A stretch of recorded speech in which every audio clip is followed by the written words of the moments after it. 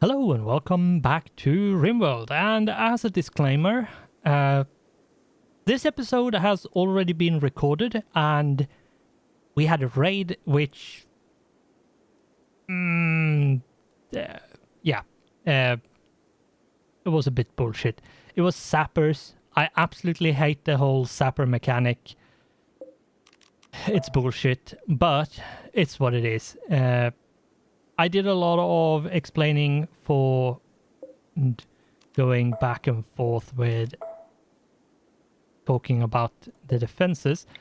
Now, hopefully we can actually get a bit more progress since I have basically done all of this.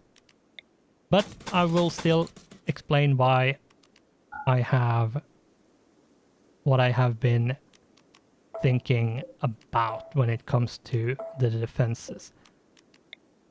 I watched a video about uranium slug turret and autocannon turret and so on, just to see how they work, like when they shoot, how do they actually work.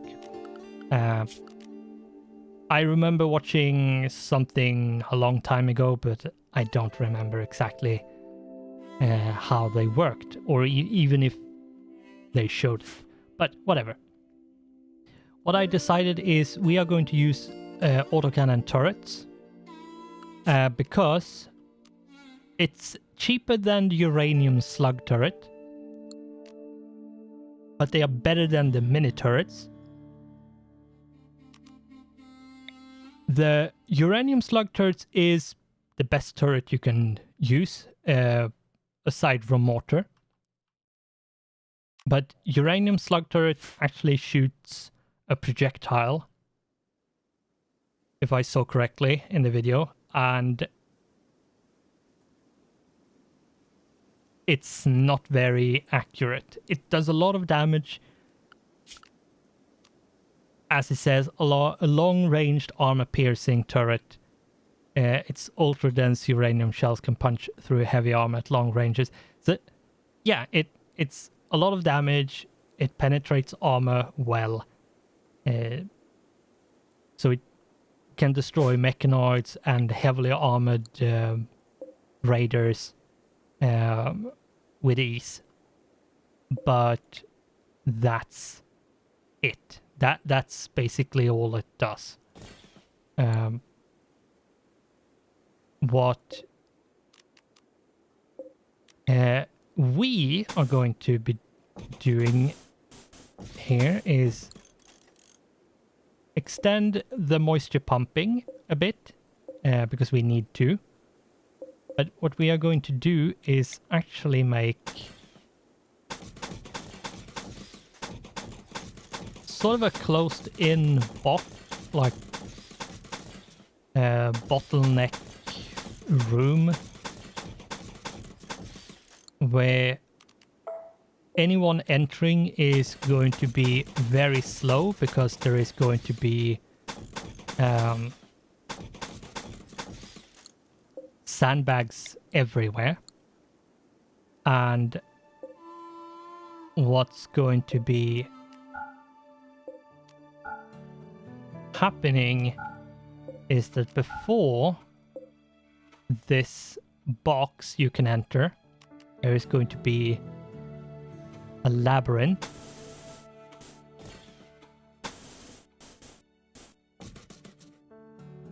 which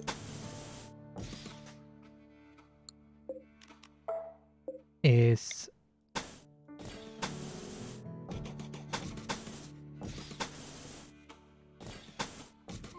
going to look like this. It's not going to be super big, but it's still going to be a lot of travel time for anyone trying to attack. There's going to be 2 cannon turrets.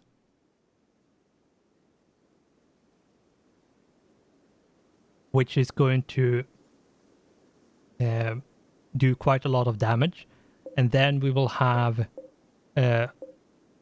5 mini turrets raining bullets down into the bottleneck, and have 5 people with, if we can take someone who has,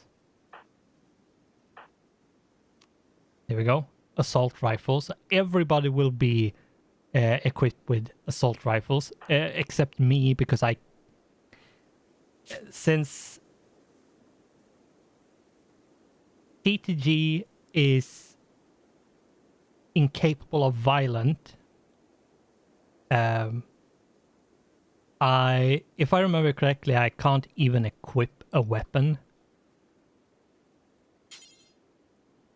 Yeah, can't equip a weapon. So even if I wanted to look like I am helping, I can't even do that. So I can't even fake help.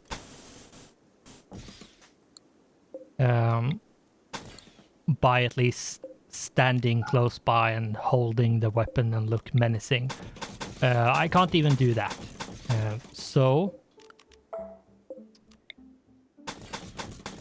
we need to increase our chances as much as possible, because there is going to be very little help outside turrets and the colonists shooting. We do this.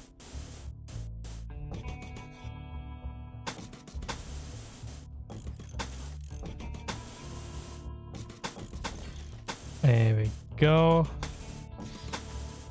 The only reason why this seems to go really quickly is mostly because I've already done it once, so that's why. We need to fix this up a bit. This isn't correct. It needs to be...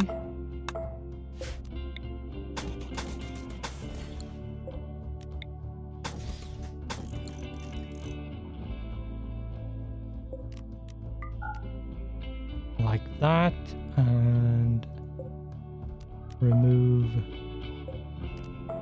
those, that,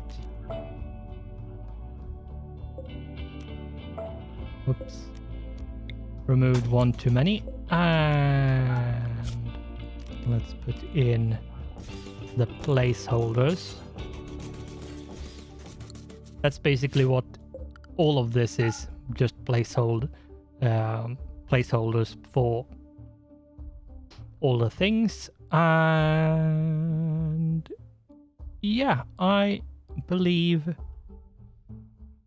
what we might actually do is do something like this. Keep this wall here to increase the defenses a bit. Probably keep this empty, but we'll see.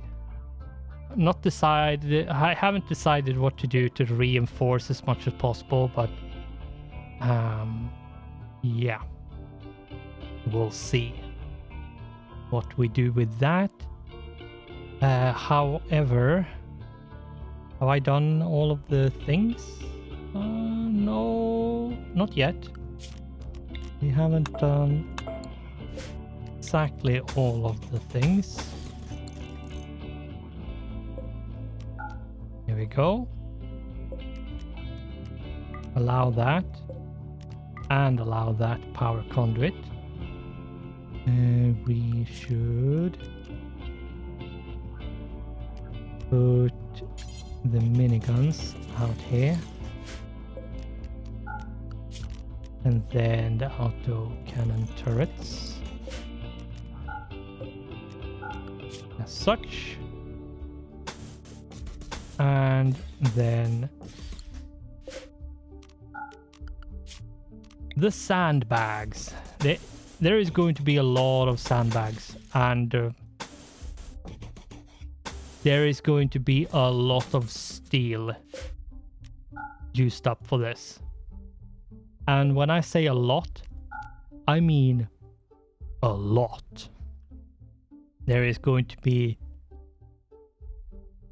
ginormous amounts of steel being used for this. And something like this there. There we go. That's as far as we take it. Just one more. There we go. We need the moisture pumps here to actually complete the fortress on this bit. But for the time being, this is how it's going to be. And to not repeat the mistake I did on my first try on recording, is at least I want this done. I don't want to do this part again in case something happens.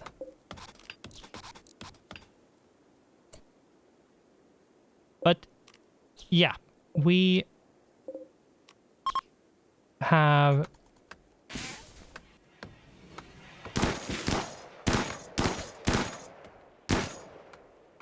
a few things to take care of. I'm sort of expecting at some point expecting a raid or something bad to happen. Exactly when that's going to be, I'm not sure.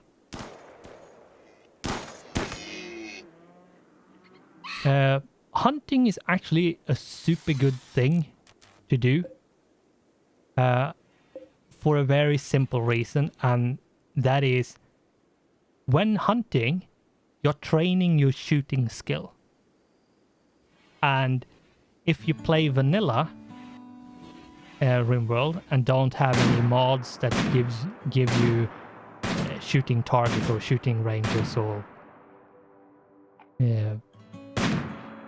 anything that might be added with anti-grain warhead and infinite chem reactor. But yeah, that was added in 1.1 patch or 1.2 patch. If it's actually in, I'm not sure. I haven't played 1.1 and 1.2 because of this series. So I'm not sure what's actually in. I know they have added a lot of new stuff, like items and buildings. But what that actually means in terms of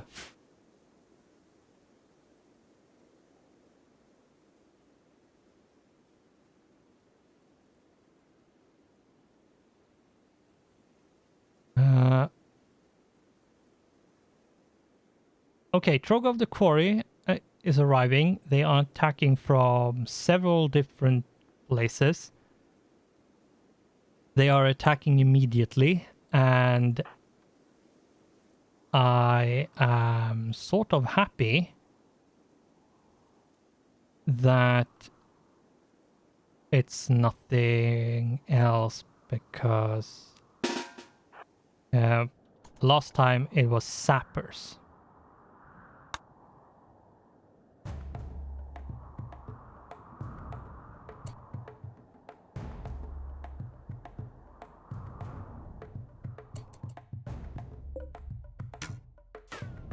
Run, run, Viper. Don't get hit. Whatever you do, don't get hit. But they're not sappers, so they shouldn't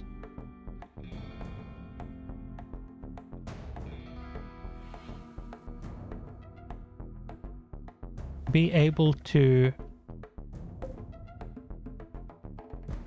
Whatever you guys do, don't hit.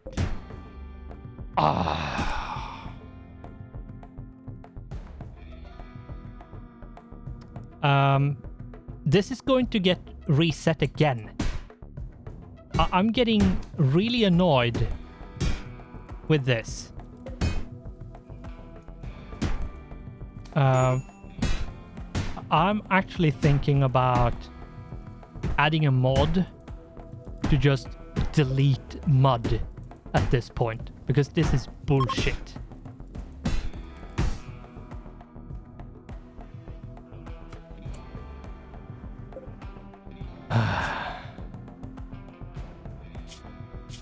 Anyway, we have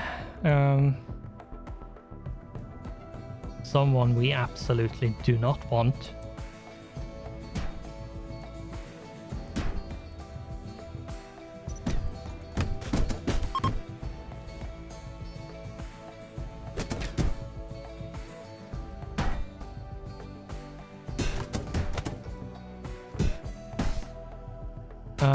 Yeah.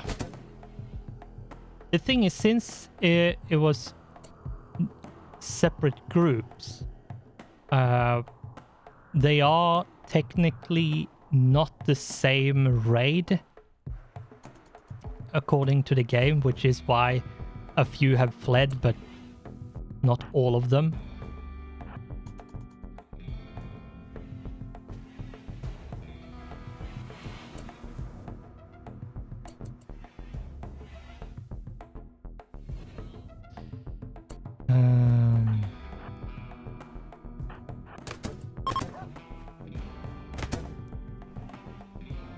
But yeah, okay, all three of them are now fleeing. Whatever, you can destroy that, I don't care. But yeah, I'm actually going to...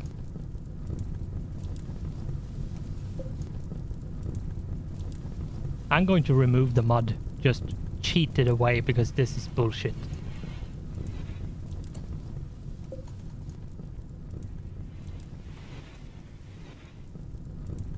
So, yeah.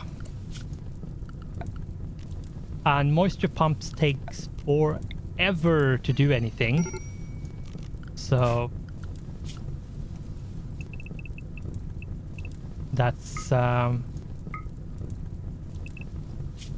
that's why.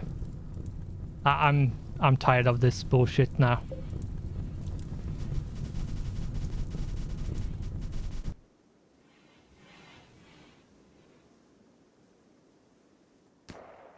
But that was a lot less bad. Like, it was... Oh. It wasn't as bad as it could have been. And we actually gained steel plate armor from that, which is nice.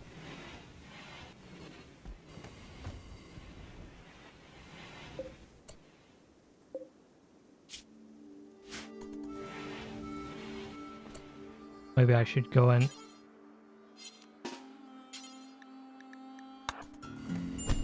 finish you off. Here we go. Let's go and allow everything. Now, there is going to be a lot of debuffs because of a dead person, but it should be fine. The hay is almost done, which is good. Yeah, as I said, once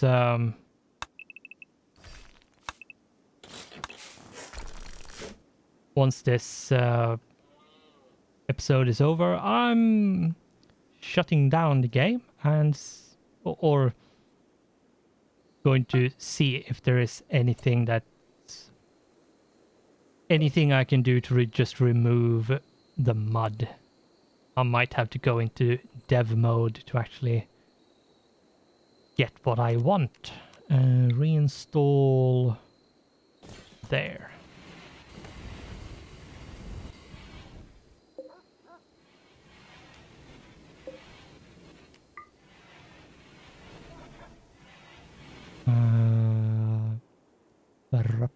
But yeah, that's like, if moisture pump wasn't that slow, I wouldn't hate them as much as I do. And there is no way to build really over mud, if I remember correctly. Like, yes, you can do bridge, but in this case, having these bridges is not an option, because if the bridge is wood, and I don't think you can do, yeah, and it has to be wood. It can't be anything else, which means it's flammable. And since it's wood, its HP is really, really bad. Which means, in turn, that it's easily destroyed. And if the bridge is destroyed, whatever structure is built on it is, even if it is in pristine conditions, perfectly good, if the bridge is destroyed, the building that's on it just disappears. So, since this needs to be a very stable fortress without any unnecessary weaknesses, I can't use the bridge.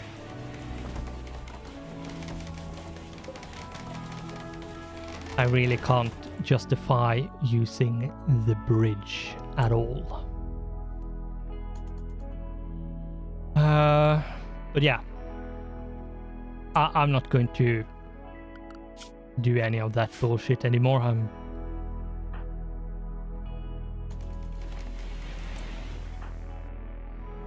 going to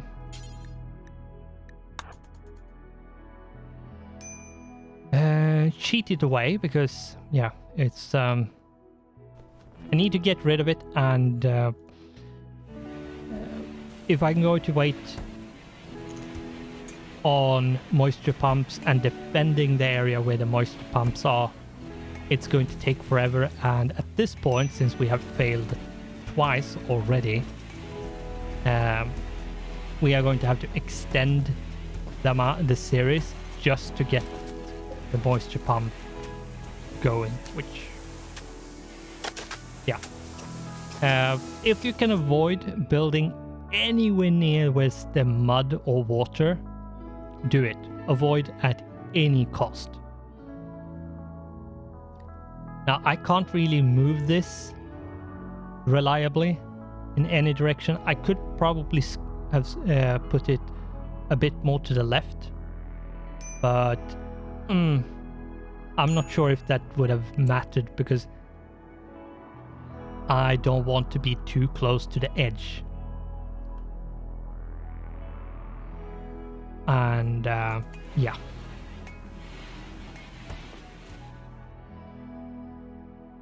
I might have been able to put it in here without touching the mud, but yeah.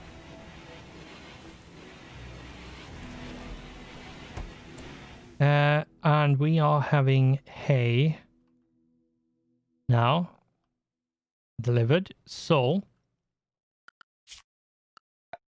we are going to go into grazing animal and remove them from the freezer. Same with hauling animal, like so. There we go.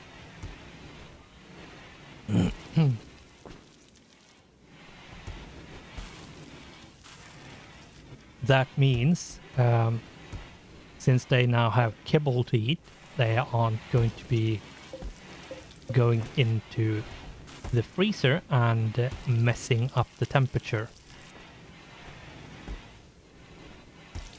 unnecessarily. The people in the colony is still going to go in and out, back and forth, but the animals is going to add to that equation with the doors opening and closing all the time.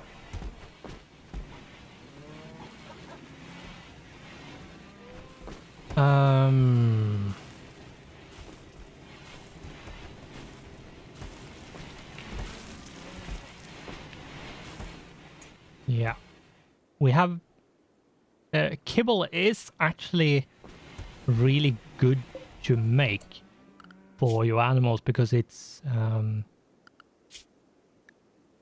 it means it's a lot more clear what's your food and what's their food, but it does make it a bit annoying when it comes to the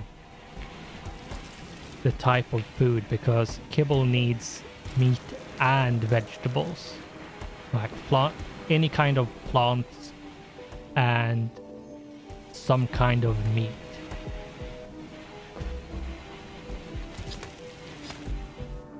Or rather hay. It needs hay and meat, which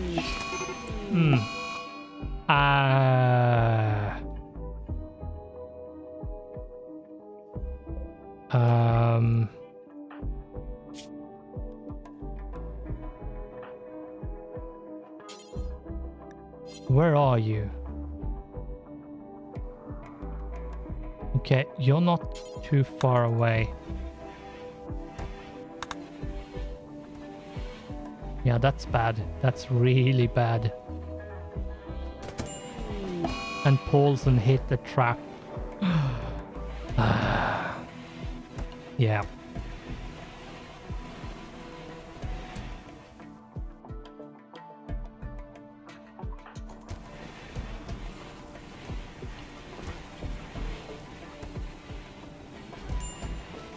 How is this looking?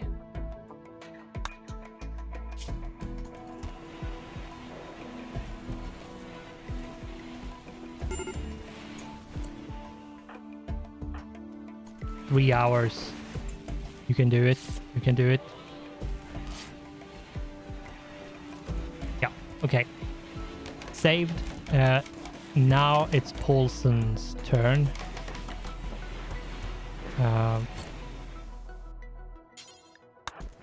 Rest until healed, please.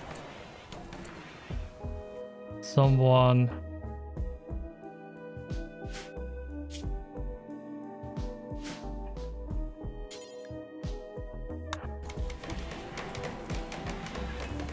Jota needs to wake up to take care of Paulson. Because, oh my god.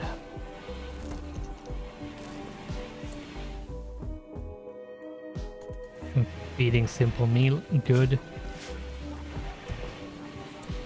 Going to clear that, because technically doesn't need to sit there and wait. Please clean up all that blood. Oh my god, that's a lot of blood. That is a high risk for infection, so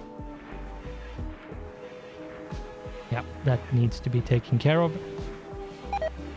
And yeah, now it's actually getting cold, so what we need to do is manage outfits. No, I don't have that mod, which means I can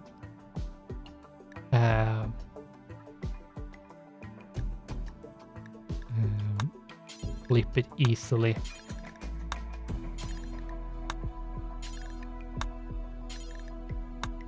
Melee hot, no, melee cold.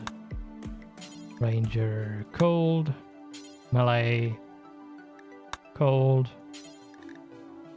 Ranger cold, cold, cold, cold, cold, and cold. Manage outfits. If we take a look at cold, it should be parkas. Yeah, so it's for cold weather because it's minus 11 degrees Celsius now during the night. I usually always keep something growing outdoors like this.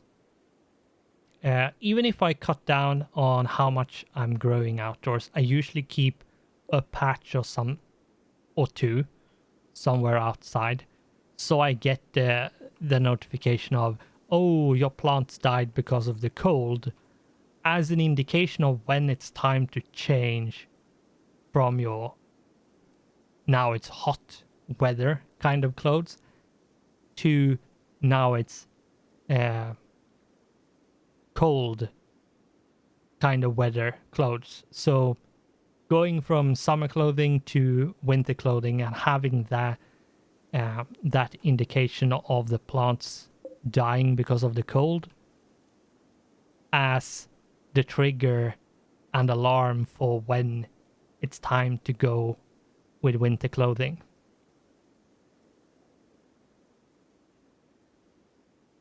It's you need to take into consideration if it's a cold snap or not. If it's a cold snap,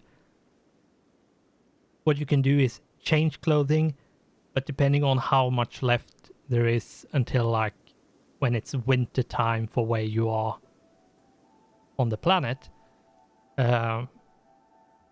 it might be that you brain fart. You need to consider your specific season for when and how much there's left until it's technically winter and start getting cold, if it gets cold enough. But we are going to end this episode here. We had a bit of a debacle with the traps almost killing Purple and then almost killing Paulson, rescuing Purple. So yeah, that was a bit of a debacle. We have laid out the plans for the base, and I think I'm going to go with this. And once it's built, it's basically too late to change it. Really. We could change it, but we'll see. I think it's fine as it is. What I'm going to do is I'm going to see what I can do about mud, getting rid of that. And yes, I am going to, for the sake of the series moving forward, cheat the mud away one way or another. If that means I need to go into dev mode, then sure. If I need to get a mod for like a bit to get rid of it, then that's what I do. But I think for this episode, we are going to have to say thanks for watching, goodbye, and I hope I'll see you in the next one.